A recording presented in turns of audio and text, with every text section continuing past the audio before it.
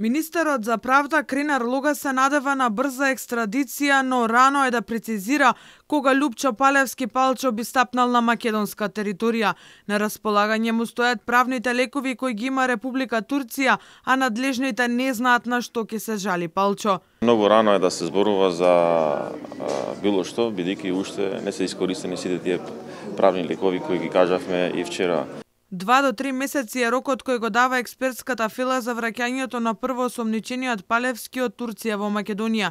Важна улога ќе игра и тоа дали судовите во Турција ќе му прифатат евентуални жалби на Палчо за притворот, но и за екстрадицијата. Професорот Гордан Калајџиев потенцираше дека Турција има слоевита постапка за екстрадиција, која нема да биде толку брза колку што се надева јавноста. Постапката за жал наспроти очекувањата на нашата јавност, веројатно ќе потрае повеќе, не можам да кажам сега колку точно.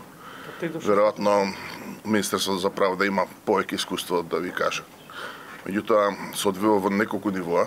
Жалбата за привремен притвор, жалбата на одлуката за екстрадиција судска, па жалба на тој министерски одлуки.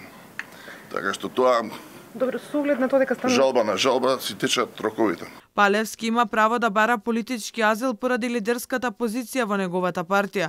Доколку не се создадат услови за такво нешто, согласно турските прописи, откако ќе се обезбеди папирологијата на потеќе Министерството за правда на Турција.